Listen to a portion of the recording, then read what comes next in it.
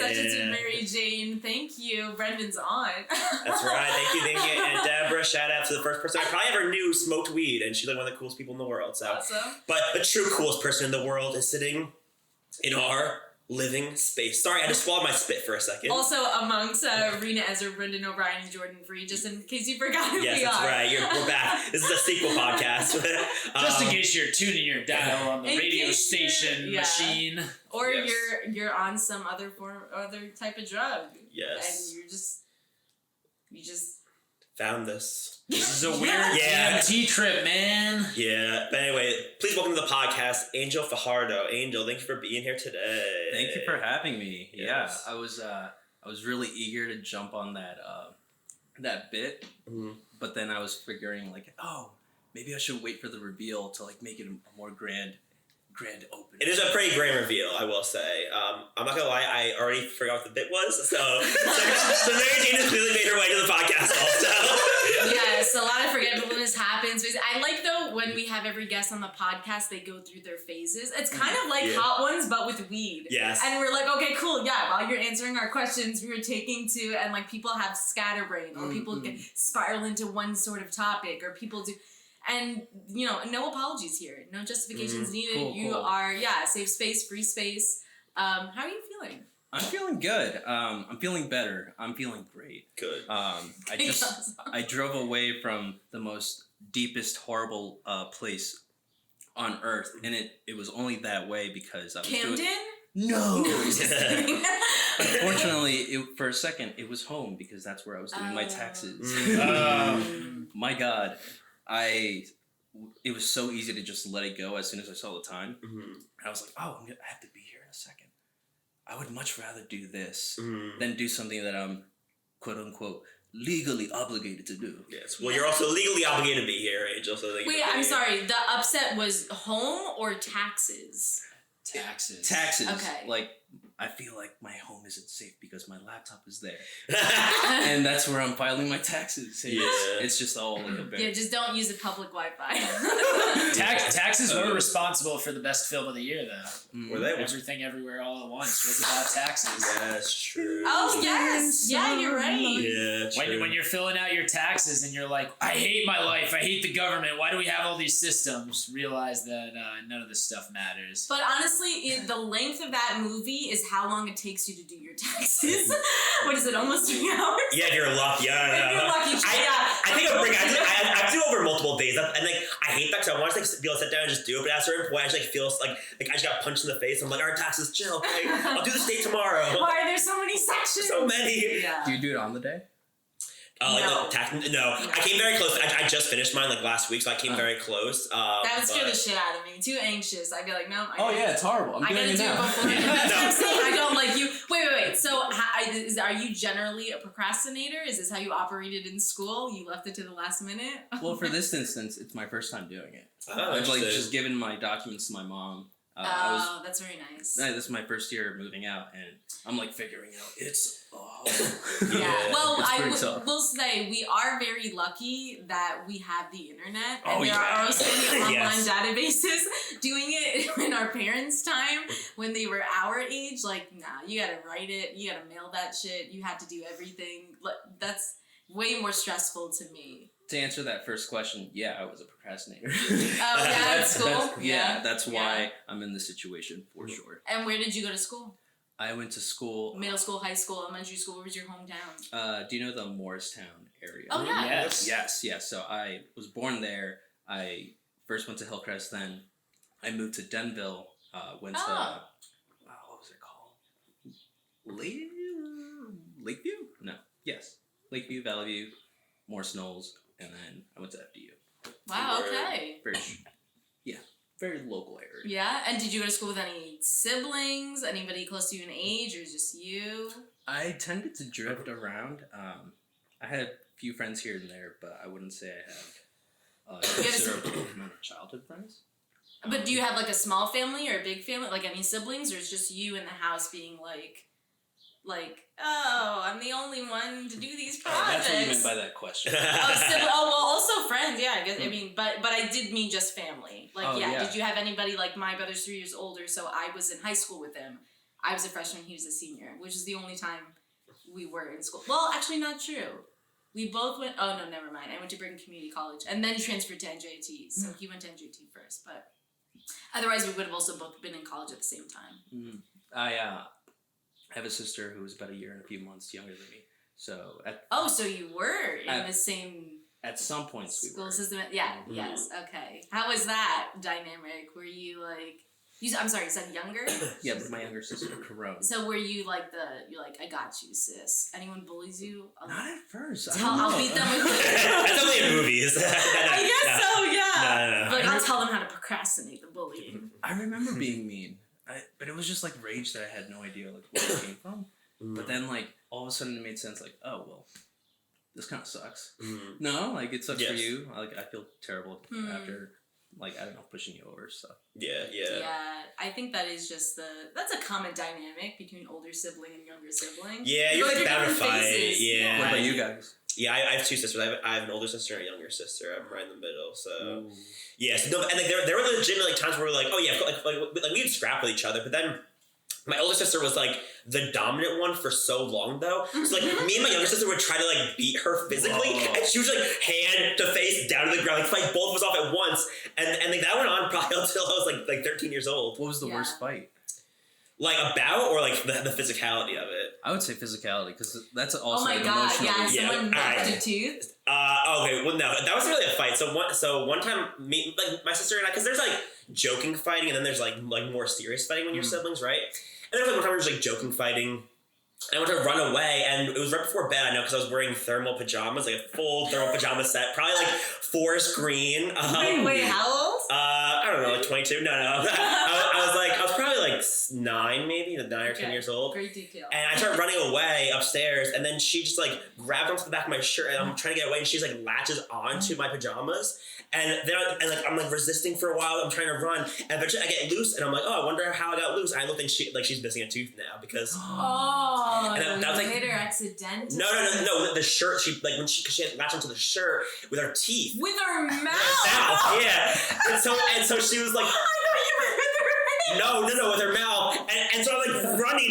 I'm like pulling her along, and then all of a sudden like she stopped because the tooth came out, and then but you know what? It wasn't a bad thing because like teeth are currency. You know, teeth making money. You know, so. Yeah, exactly. So I did a favor. We also had a tooth incident. My older brother, my younger brother, got just really angry and frustrated. He was annoying him while he was playing with video games, and he threw the video game controller at my older brother's face and chipped a tooth. Yeah. Wow. You don't forget that. No, we haven't to this day. We still say the story. I mean, they're past it, obviously, but yeah, shit gets rowdy. Yeah. Wow. Okay, so... cool. One younger sister. Yes. You procrastinated in school. Yes. How? Wait, did you procrastinate in one subject more than the others? Well, I feel like in art classes there was no procrastination. You did the work you did, and oftentimes I just did it. Wait, but there are deadlines. What do you mean, right? You have to hand assignments in? Yeah, I would hand them in generally on time, but they would always be... I would always do them at the last minute. Yeah. Always. Yeah. Because I was always watching TV and movies. I was sucked to the TV, on the TV. What's the phrase? Sucked into? I was sucked into the TV. Sucked beyond the TV. By the way, for viewers at home, we were introduced to Angel through the Garden State Film Festival, where his film Ward was featured. Yes. Yes. So...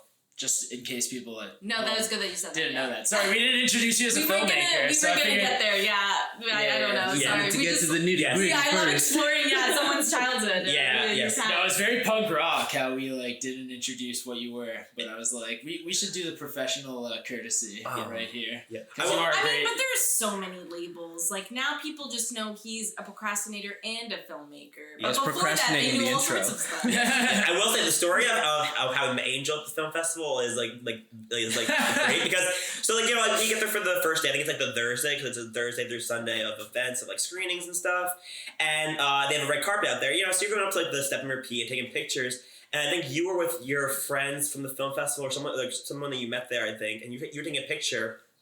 And you were walking away, and we were walking up to the step and repeat, and you looked at Jordan, and you said, like, "Are you Christian Bale?" Oh, you like yelled Christian Bale? No, I remember that. You're about to take a picture, yeah. I remember that where. Yeah, and then I had to approach him. Then Brendan and I were talking. We're like, "Where did Jordan go?" And then you two were missing. You were going, and they were like, "Oh, they definitely went to smoke up." Okay, Yeah. Like, "Oh, he made it right. All right." The thing was that like I was in such my element where it was the first time that I had networked in a place where like everyone spoke the same language. Mm-hmm. Everyone could talk about film. Everyone could talk about cameras, lighting, choices, and like ambition. And it was just so easy to bounce off of that. And at no point did I stop my thinking.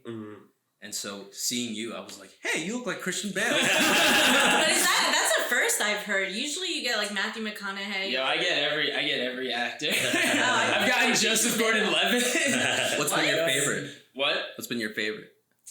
I like Matthew McConaughey. He seems like a cool dude. I like the roles he picks. You also have a picture with him. So. I've gotten Jason Biggs. Yeah, I do have a picture with Matthew McConaughey because I was at like a random ass like charity like Amazing Race type thing because like somebody's father like worked for a company that had tickets to this and nobody wanted to go to New Orleans, so they were just like, "Oh, do you guys want to use the tickets?" So then we were just like, "Yeah." So then we went to this and it was it was quite absurd to see Matthew McConaughey. Also, Drew Brees was also part of this I always forget about Drew Brees thing. Wow. He's like a pretty wild quarterback. Yeah, I think if you like shaved your sides, you would have that McConaughey. All right. Yeah. Stop it. That's copyright infringement. He's protected. Yeah. Well, so speaking about film, like when was the first time that you remember becoming aware of film or movies or television? When did you get sucked into the TV? It was definitely the escape of it that like drew me back to it over and over and over again, regardless if I had seen it 100 times by then. And so when it came to like I guess adding to my arsenal in like bursts, like what had happened was that my family had driven to some kind of church, some kind of retreat, some destination that I can't really remember. But on the way there, we passed by a bunch of boxes, and there was a shit ton of movies in there. Like VHS tapes that were just thrown in the middle of this concrete road that's surrounded by grass on each end. And it's like it had no reason to be there other than just someone abandoning it. And so I was only allowed to take a few boxes. And then a lot of them were just classics, like Pulp Fiction, Citizen Kane, Singing in the Rain, and I was like, "Ooh, brother!" Wow. But at that point, I had no ambition to like choose any specific career. I was thinking, I can get into psychology, or I can become a nurse, or possibly an animator. Who knows? And it was through that I chose to be an EMT, but then also consider finding myself in the arts. And so my biology teacher was like, "Hey, video production is a class that you can get into. Sounds easy and sounds like something you'd be into." I did that while being an EMT, and then realizing that, the stress of like needing to involve myself in like traumatic incidents. I don't like that. And then it suddenly made so much sense to find a way to make movies. And being on set, different traumatic incidents. Like I don't want this chaos. Yeah, but I like that chaos. Yeah. And on senior year, I took video production, but then I had my senior of college, high school. I took a video production class, which was amazing, and my art class, I got to choose making film as my medium. Cool. My concentration for the semester, so I had to make 8 very shitty films. Wait, like they told you to make shitty films, or you were like... No, I made films that were shitty. Gotcha. Were you using digital or film? Yeah, I was gonna ask.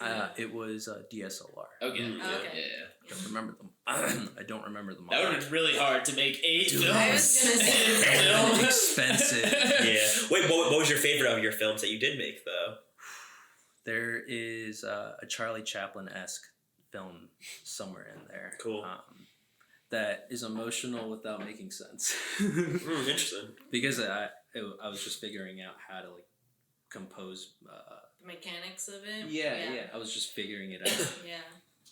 Yeah. These are all your tests, right? You have to experiment. And it's like the healthy amount of like shame or embarrassment to be like, oh, I don't want it to look like that again. Let me figure out how to actually make it better.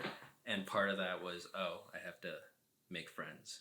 Well, at first you have to be bad before you get good. There's that, yeah. And then also using other people's strengths. Because, Yes. Especially if you're directing any project, you're just like, I don't know how to do certain technical things, but this guy does. So cool, I'll just tell him, you translate. And then you're like, oh, I want this. And then like, okay, I have the skill set. Here you go. And like, action. Yeah, and then you're like, oh, what about this thing? Whatever. But you have a vision. Because right? I mean, with the projects you've worked on, you definitely have an eye for things. Also, when we were at the film festival and you were talking to, oh my god, his name escapes me, with the long hair. Giannis. Yeah. And you guys are going so technical about cameras, and I was just like, oh my lord. Yeah. No, yeah. That, I mean, going to your point about like the shared common language.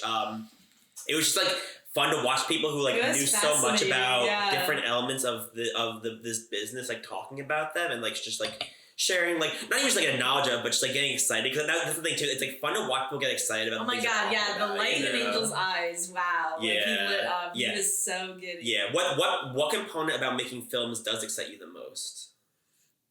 Oh, production. Like which element of it? Like the middle part of it. Yeah. You know, you have development, you have pre-production, you have production, prep, and then you have post, and then you have distribution, this and that. Yep. I love production. I love the chaos part of it. Yeah. That's the component of film that I like to live in.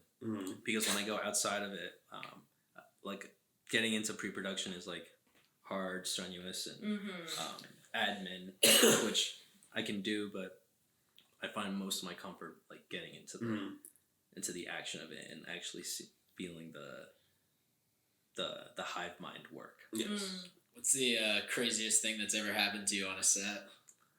On a set.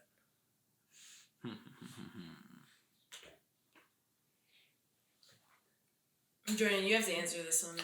Yeah. You asked the hard question, you gotta answer the hard question. For something to happen to me, it's going to be in an environment where I have no control over. So now that I'm thinking about it, the film Of Dionysus, directed by my friend Scott Giameo, we were filming on a beach, and our actor had to be nude in the scene. And so there were other people around, and there was this nude man trying to creep up. Oh, God. And our actor is pissed, and he decides to go to his jacket and grab a knife. What? Whoa.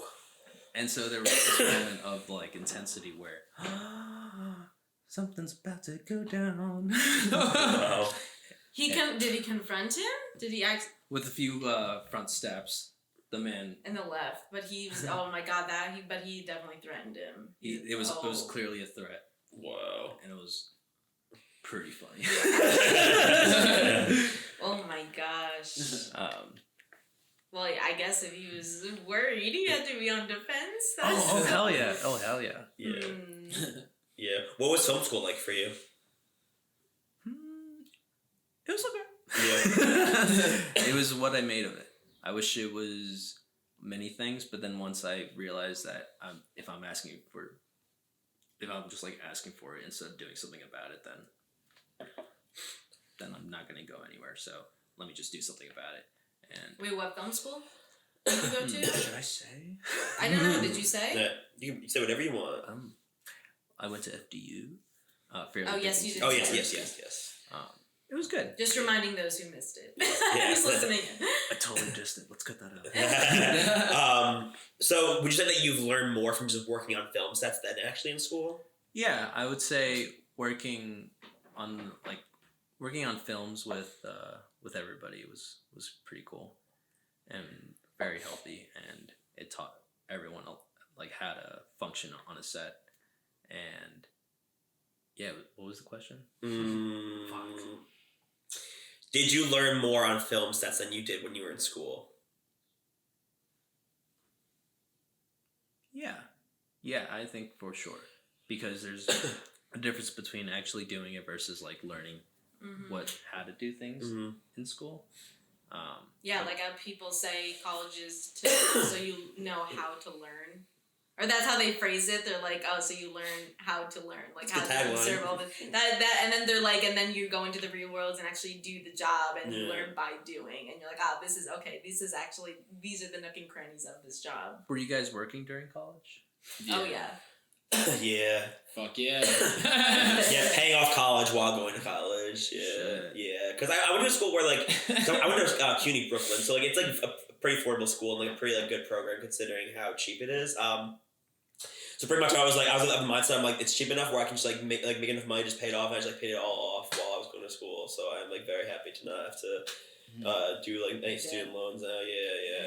Yeah, because I took a year off, and so I learned from people who like started graduating before I went back to school, and a lot of them were just like so sad with the whole like the loan thing, and it was like, all right, it's a good thing to know. Like people look miserable if they have loans, so probably avoid those. Yeah.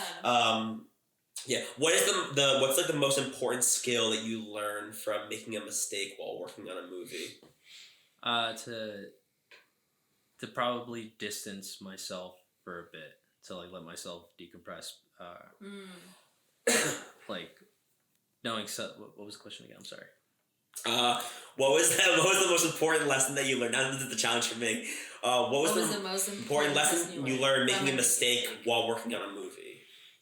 But you answered it, like creating distance so that you can decompress. That's a very healthy way to do it. Also, so you're not blowing up in front of everybody and being like, fuck, god damn it, and breaking cameras or doing, right? You gotta process that and be like, okay, what's the resolution? Yeah, I remember being like pretty emotional on set sometimes because my real thoughts would just kind of protrude. And sure, yeah, because you're so invested also. Like, this is a passion for people, so there's so much heart in it. It's not just like, you're not doing spreadsheets. Like, you can't, like, if you fuck that up and you're like, oh, I didn't say, like, I mean, it's still, like, you know, that is a conundrum, but now our files automatically save. But are they asking you to save before you close it? But also, this is so much of a team atmosphere, and you're around other people, and other people are relying you to do a certain job, and you're like, there's a whole ladder and a whole hierarchy, and time is money, and on a film set, you're like crunched for time, or you have to like make sure you get enough stuff done, whatever you set out for the day, so there's that added pressure. So that's rough. That's like, you know, that's not easy. Yeah, but that is exciting. Long days, also exhaustion. Yeah, but I think that's part, like, if you enjoy that part of it, like the chaos you were talking about, it's like, it's the most live feeling of the entire experience. Because, like, writing and, like, pre-production is very much, like, it has, like, this, like, kind of sitting down at a desk and, like, working on things element to it. And editing, too, right? It's like, you're sitting there and editing, but, like, it's like the filmmaking thing is, like, you're so on your feet, and it feels like you do have to get the thing that you want to get on the day. There's so many components going on at once. Yeah. What, you guys are writing something now, right? Oh yeah, lots of we got a lot of stuff in the works. A lot of stuff in the works. Yeah. Each of us have some things we're working on together, some things we're working on separately, some There's a lot of little baby eggs. Yeah. in the womb. Yes. Oh my God. Waiting to be sperminated. Yeah. That's the sound of spermination. Sorry, I won't talk the next 15 minutes. You need to distance yourself and decompress. Before we get into some of the stuff that you are going to be working on in the future, please tell us about this film Ward that played at the Garden State Film Festival and that you have finished working on. Yeah. It we filmed it for my friend Carrie. It was her thesis to graduate FDU, and like kind of talking about or going back to how when I needed to make friends, I needed to like figure out like who I can have some kind of line of communication, some understanding, and my friend Carrie was the first person for me where I got to be like, oh, you know, I can translate my ideas and that we can like share and collaborate, and you're just fun and cool to be around. And we became really good friends, and when she had asked me to produce her thesis, and I was like, oh, cool, yeah, can I direct too? And she's like, oh, cool, yeah. And yeah, we just did it. Cool. It was Carrie is adopted, and so she wrote a story about someone who never got to be, who is in the foster care system, and ages out of it once he turns 18. And so the film follows him just having the day, going through the day. So human. So like sweet. So like yeah. I love that. Slice a laugh. Yeah. What? But such a real story though. Like that applies to many, unfortunately, who have been in that situation. Yeah. What parts of like the script emotionally resonated with you the most, or did you attach yourself to the most? Well, the fact that there was no dialogue from our main character, and the fact that it was a 4 or 6 page script that was just mainly description. And it was just very easy to imagine and figure out like what kind of story it should be. It was like the heart of it was just there, and I just knew that I had the strength. I knew I had the way to express my ideas to the people that I knew to, and we just did it all from the heart of my friend Carrie. Awesome. That's amazing. Yeah. So what do you... Are you Brendan? No, go ahead. Question? So what are your plans for future? So I am producing and directing a documentary right now. I'm also writing my treatment for a script that I want to produce and direct next year. I'm trying to create an album of songs that I made, but I'm not very good yet, so I'm trying to get better. And let's see. Wait, so music, you're tapping into me. How long? What album of what? What do you mean? What is that? I don't know. I'm like learning. Like lyrics you're doing, or you can play an instrument, or I didn't know the whole. I just know you. I know you guys jam, right? We do musical improv, so we just do like lyrics mostly. Brendan's teaching himself some piano and knows a little He's sax. A sax man, I know like a very minimal level of sax and know a very minimal level of piano from like multiple classes trying to teach me piano and me just being like, why do I need to know piano? I don't get it. Why? And then like, of course, one day it just clicked. It's like, oh, you can play every note. And like literally, if you could play piano on like a MIDI system, like you could literally be any type of musician. Like it's so stupid that I didn't focus harder on those classes. But like I had this crazy teacher in high school, Mr. Byruski, who was like an Iraq war veteran, who was like a trumpet player war veterin. So like he went overseas to play trumpet. Oh my like during battle? I don't know. They do that still? He might have been like a bugle player in the morning or in like the band that just like occupied people so that they weren't like sad. Like, wow, imagine that. Arrows!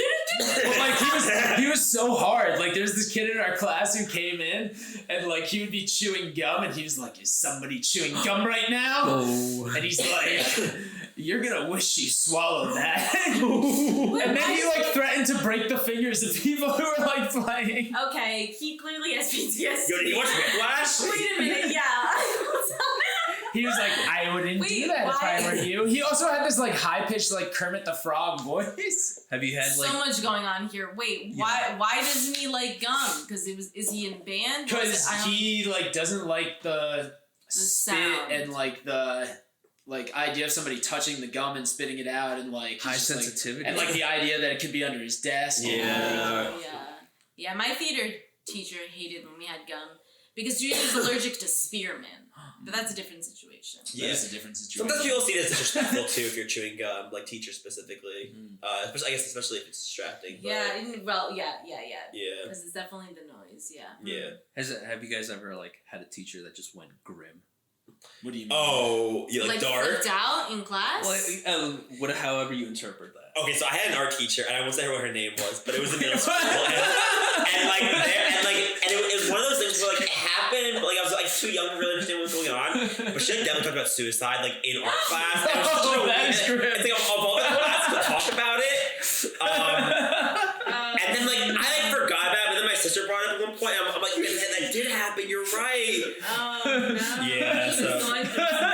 She was. Teachers are people. Yeah. Teachers are people too. Yeah, and it was just like very. I mean, I had a science teacher who like he didn't do like dark stuff. His was more just like he hated the school and told us how much he hated the school, and there were some days you'd walk into chemistry and he'd be sitting on the floor cross-legged, and you're like, oh, cool, it's one of those days. Because he was also like a guy who like very clearly smoked pot and like wore tie-dye. Like we like did tie-dye products in chemistry classes, like our final project. Like he had a band. Like he had a band. Yeah. And he'd just be like sitting there cross-legged. Like fish covers. He fish grateful dead, like all of it. Like he literally so. But yeah, there's some days like, he just like walk in and he just be like, we're just gonna talk about the world, guys, and we're like, that's what we're here for. Yeah, so somebody gets some sage. Yeah. And then one year, he like after the summer was over, he didn't come back, and apparently he ran away to Las Vegas. But like the legend of him continues, so we don't know where he is. So shout out Mr. Roberts, I'll shout you out because I wonder where you are. Yeah. Inspiring. Yeah. So, but yeah, dark teachers though sometimes. Yeah. Oh man. This one time in elementary school, our science teacher, he was getting to the point of how crucial and important oxygen is by going, if there isn't oxygen, you will all die. He's not wrong. He's not. Sir. He's not. Point made. But that cadence was unforgettable. Yeah. It's the gravity of the situation, yeah. But you know what? You remember it though. Tense, yeah. Also true. Well, he wasn't there the following year, so. Oh no. I think to me that was grim. It was like, ooh, because he was replaced with a way better dude. Oh, interesting. Yeah. Like very delightful and happy. Yeah.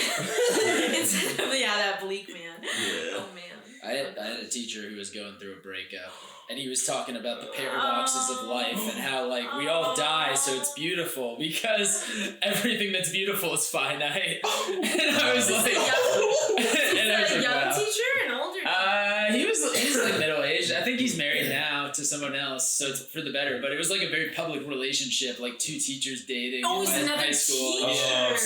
And then she started dating another teacher who was married, so it was like very scandalous. Wait. The teacher you had, what? I had two of them. I had a bio teacher and an English teacher who were dating, and he would be like, "Oh yeah, her down the hall, like, I think,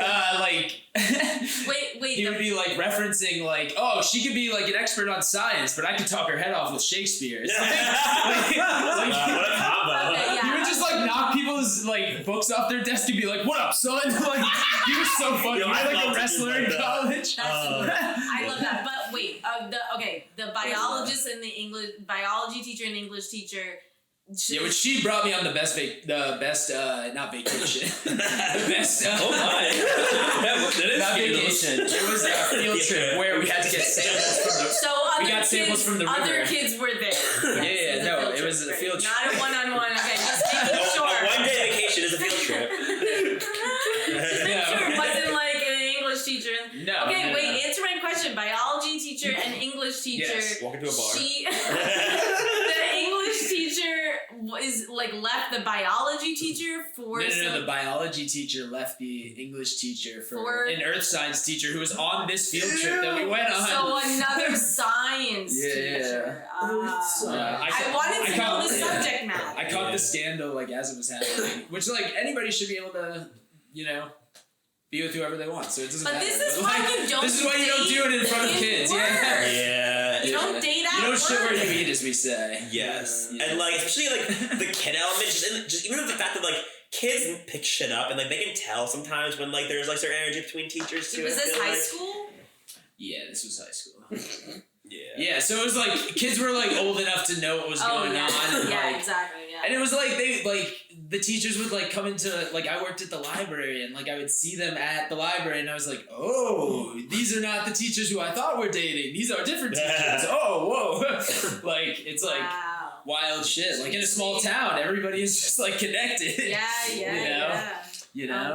There's only like 7 places to go. You either go to the Nazi cafe or like the grungy cafe or the library or like the farm. Yeah, there's like not a lot of places. Brendan's hometown, Newark, New York. No, that doesn't make sense. Has so many places. Speaking of places where you live, Angel, you are a resident of Jersey City, and Tell us about Jersey City. What's happening right there right now? It's so awesome. Yeah.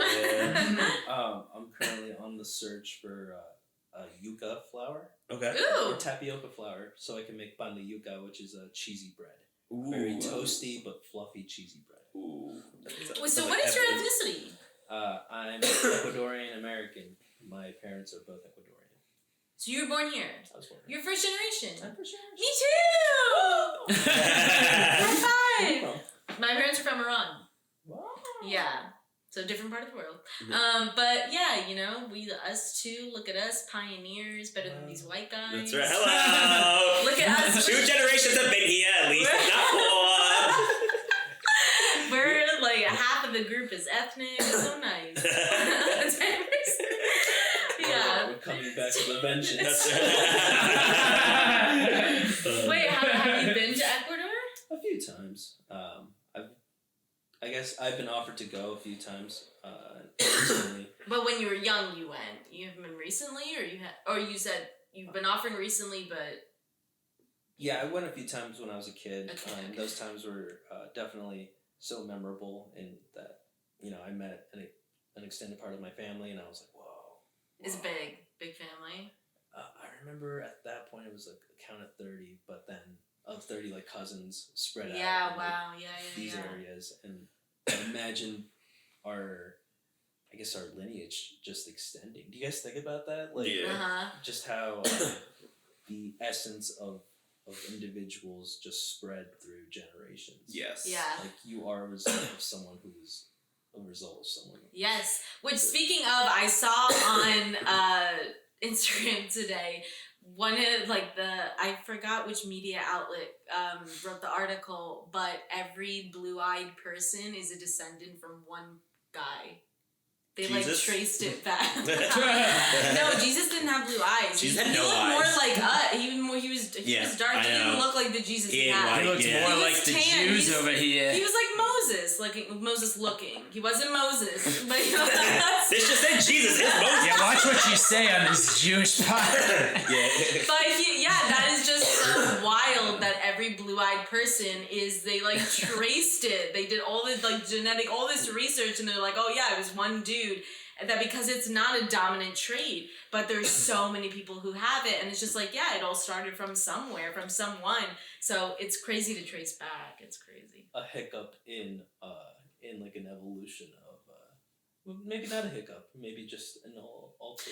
Well, it's a mutation. It is taken right. Like it's an allele that is not what they call it. They're like dark hair is a dominant trait, and then there are different alleles. I mean, we all know the square and all had to do that in school in science class. But this is supposed to there are many different things people have that are mutations, and I don't know how that starts. I don't know how the root cause of a mutation or what happens, if it's environmental or whatever. What? It's so weird. I guess that's what I imagine, the hiccup. Just they've got these little peaks. Yeah. It plateaus, and then it's yeah. Well, some ripples in the wave. But also I was gonna ask. So most of your immediate family is here in the U.S. Are your parents still in Ecuador? No, they're here. Oh, here. So most of you are just you and your sister and your parents. I also have a few brothers as well. Some with my mom, some with my dad. Oh, got you. So, Okay. Extended family. Oh, cool. It's quite a network. Okay, so what do you remember from being there as a kid as a special memory or a moment? And then also tell me about the food. So I just went through this dramatic a moment where my grandma had given me chicken, potato, and rice with this beautiful sauce, tomato based and very well seasoned sauce. And when I ate it, I was like, oh, I know what home tastes like. It's this. It was also the first time I had chicken in a while. And I was just like, yes. And then also making jugo de mora, blackberry juice. Ooh. It's so good. I will introduce it to you guys if you haven't had it already. Oh, no, I haven't. Oh, my gosh. But the spirit of making that juice for my family and everyone really digging it and feeling very at home, useful, loved, and just put together.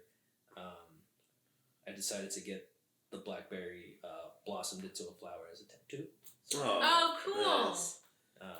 But just, yeah, to answer your question. Wow, that's amazing. That's like, you gotta know those recipes though, because otherwise, who else is gonna continue it? Other family members, yes, right? Be passed down in generations, so people still do home cooking. I'm making chowder fun.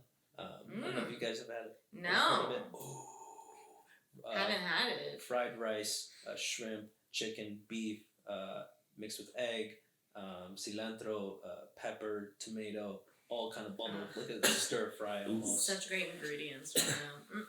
With like a cup of blackberry juice on the side, based with milk if you're into that, or you could base it with water and sugared up. Oh wow! Maybe have some patacones. Yeah, like fried plantains. Yeah. So, what do you remember being like special, or you hold near and dear to your heart when you were in Ecuador? Yeah, the absurd moment of making my mom freak out that I was kidnapped. What? I was just gone because my cousin had taken me to. Mom. My cousin had taken me just like around the corner to like buy some fake guns. And, you know, the ones that pop. Yeah. Yeah, I love those. Yeah. And at least that's what I remember. Maybe it's not the full truth.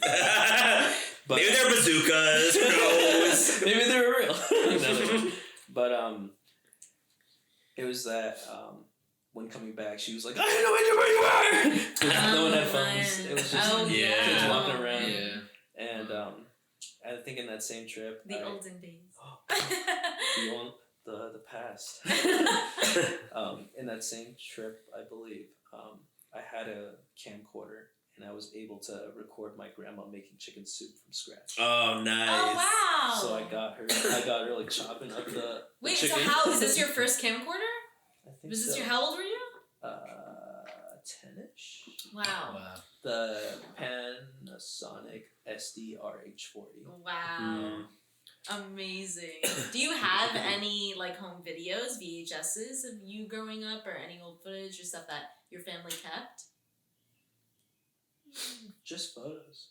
Yeah. Really, I think maybe I have like a VHS of a high school recital, but I feel like our parents, our generation definitely did a lot of pictures. Yeah. Have a lot, like so many photographs. Albums. Yeah. I do have it. Like they definitely kept a good amount of VHS tapes.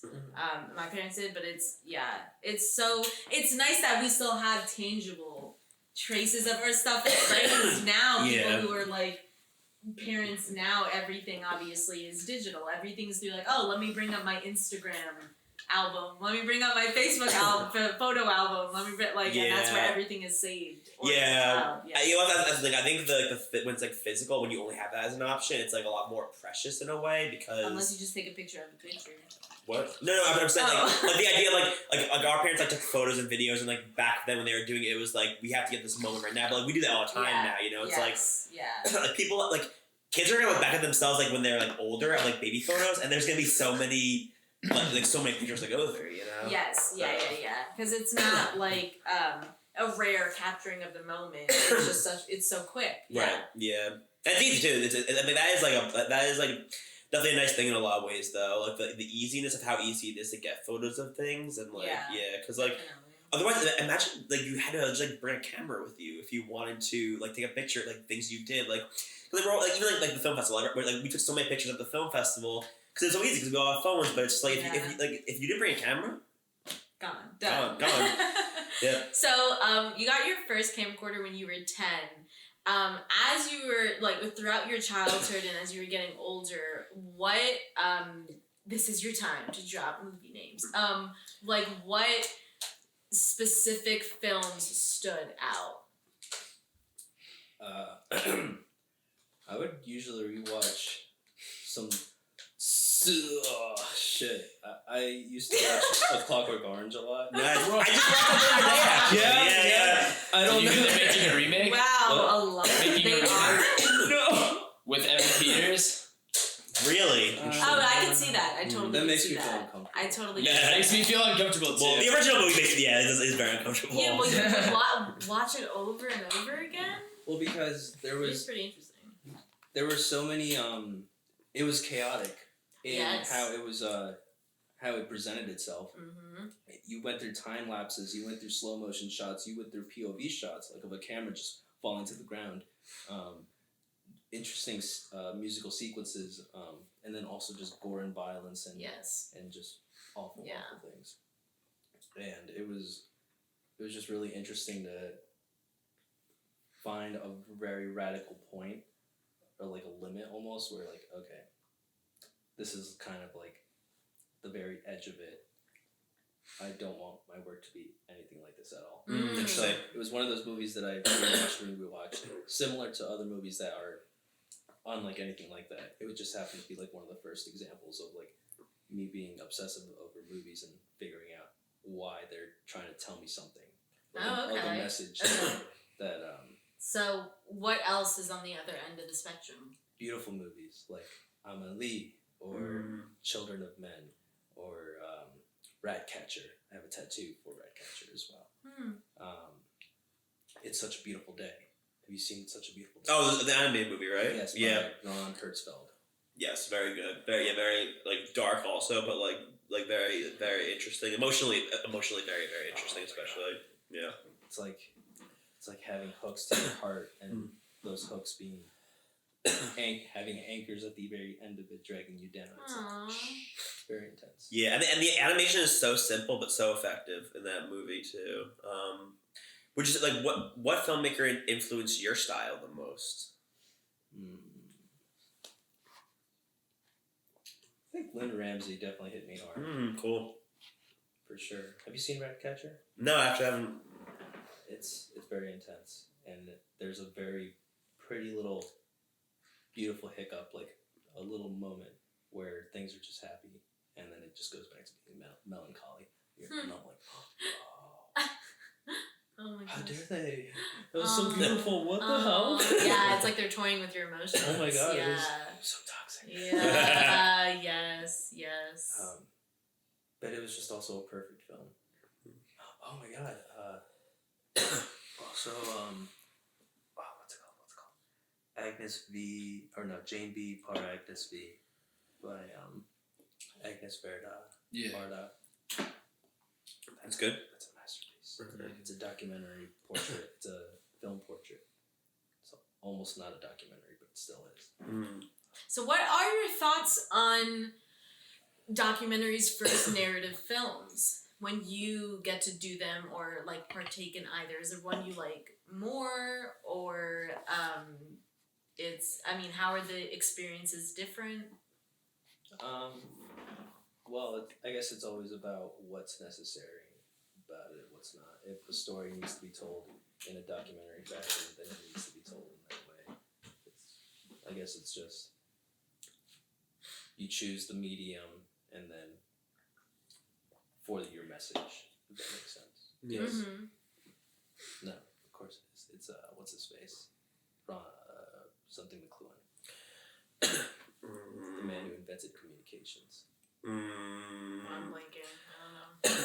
Ron Perlman. No. He was in Annie Hall. You know nothing of my work.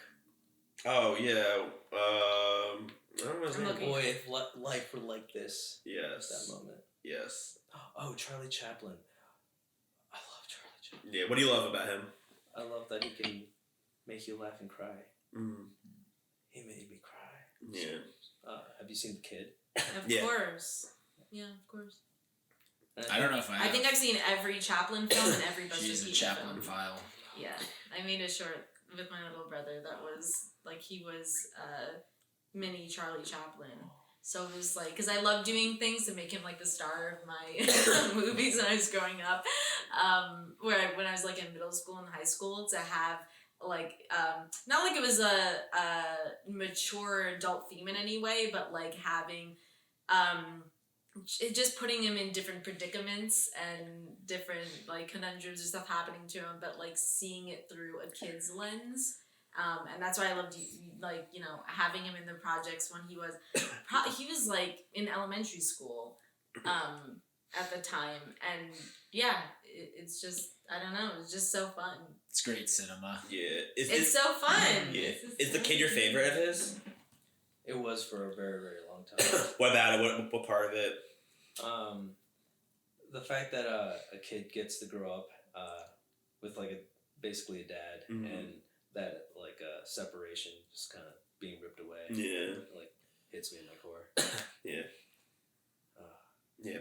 What kind of movies do you think that the world needs more of now coming out? I don't know. I don't know if I'm making movies for anyone.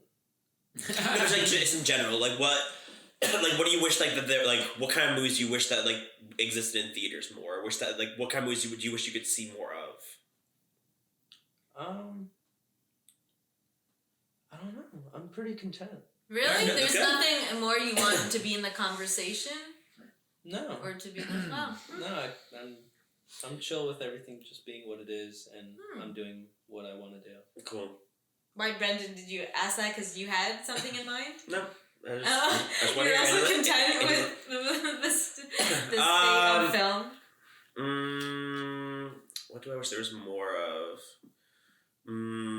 Listen, man, I always say make more Spider-Man movies on there. Stop watching Spider-Man movies.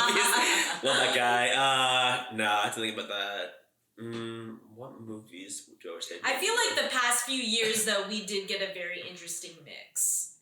Yeah. Because of the boost after the Me Too movement, then going through the pandemic, a lot of like major cultural things happened in clusters. Yeah. Very immediate, like close to each other. So I feel like a product of that, a lot of people from different walks of life and diversities were actually like having a platform to be heard more. Yeah. And I feel like we got a lot more unique stories and also a lot more severe emotions because people were inside and constantly in their own head. Yeah. So I feel like from the past year, many intense things were released, came out, and then also some stuff being put just directly on streaming services. Yeah. But every film has been a journey. Like, we've had also so many 3-hour films. Yeah, less of those. Close to 3-hour films come out so recently. But I feel like because people are, like, they process so many things or bottled up in, like, the recent past couple years, and then they just vomited it out onto the page, onto the screen, and had so much to say, and they're like, I can't cut it down, I gotta include all of it. Yeah. But also, it's like the appreciation for being like, oh yeah, I'm going to the movie theaters, like this is the experience. I am taking which is like AMC put earlier times because we want day, like morning, we want matinees or morning movies. Morning. Yeah, we want to see the day to do it. Right, yes. But it's that whole thing. Yeah, if it was cheap, if it was like dirt cheap to go at like 6 in the morning, that might be enough incentive to go that early in the morning. Bring back the 6 a.m. movies. Yeah. I wish there was more Westerns. I do like Westerns. Yeah. And there definitely still are. They're very different than how they used to be, and like in a lot of ways it's good. But there just like aren't as many of them. I wish there was just more. Was the Ridiculous Six the last Western made? It might have been. No, there's a lot of Westerns. There was the one with the Keith Stanfield and Power of the Dog. Heart of the Dog, technically a Western? Definitely. Yeah, it's in the West, so it counts. I guess it had cowboys. Okay, yep. I mean, the Mandalorian is kind of a Western. Also, yes, that is true. That is that style. Yes, for sure. Of course, you're right. Of course, yes, that show. Yeah. Yeah. I am so out of touch. My bad. So much Western. You're remembering. Wow, love the West. Yeah. Before the podcast, we were talking about dreams, and I was curious: is there ever anything like from a dream that has like gone into a work that you've created, whether it's film, music, or art, like physical art, whether it's like a problem that you needed to solve that you figured out in the dream, or just like an inspiration came from a dream? I guess there was this one dream where I was laying on grass and I was suddenly floating above, and I guess it's another flying dream, but instead I'm shot into space and I like experience infinity. Whoa! And until I wake up. What does infinity feel like? Everything, everywhere, all at once. Wow. Did you take an Ambien? Like, what is up with your dreams and your vision? I feel like you have such intense experiences. Did you meditate? I try to. I can't, like, shut down sometimes. Yeah. What have you guys had any, like, severe dreams? Not like that. Now where I'm going into space and fucking reaching infinity. No, I've been like, I fought zombies. There were mushrooms and ants in our apartment walls. It's always first person for me. There's never music. And there's always somebody, at least one person that I know, and then new characters. But it's like a mix. And it's always something most of the time, out of my control. And something's happening and I don't like it. It's usually negative, which, probably so much going on in my subconscious. But, and then there is a point in my dream where sleeping Reena, like real Reena, is aware there is a dream going on, and it's like I feel like that part of my brain is communicating to dream Reena, and I'm like telling her like, oh, this is a dream, and she's like, oh, got you, okay, this is a dream, and I don't immediately wake up, then a few moments will pass, and then I will like shortly wake up, and then I will, but there is always, I feel like I never like thought about that beforehand, until recently, but then I just realized, because I had this conversation with my brother, I just realized that there was a stage where that part of my brain was communicating with Dream Reena, and then it's just like, oh, okay. Like, that thing always had to be established before, because I feel like me as a person, I'm a control freak, and I need an explanation. My brain always needs to be able to justify something and be like, okay, but I need this to make sense. So how does this make sense? And yeah. That's me. That's me. I dreamed I was Mario once. No. What are you, Brendan? Severe dreams? Well, I mean, there was a wolf that lived under my dreams. Under the bed in my dreams. Yeah, I was very afraid of a wolf. Wait, the recurring dream? Well, I also that I wake up and still be afraid of being a wolf under there. Do you experience it first person or third person? Yeah, always first person, I think. Yeah, what about you? You don't? Oh, yeah. That makes sense because you're always seeing yourself. Yeah, which you've explained like before the podcast. And at the festival, you also like talked about this, where you're always but you're not first person. You would always explain it as you seeing yourself. I mean, like this happening to you. So I'm like, oh, interesting. Okay. Are you always in your dreams, though? That's so weird. Who dreams and they're not in their dreams? I don't know. Sometimes I dream in, like, edit and cuts, where it's, like, kind of a movie. And I'm wondering if there was ever a plot line where I wasn't involved and I was still seeing it in that way. Interesting. Yeah. I feel like that's also, like, edit is just automatic with dreams. Do you know what I mean? Like,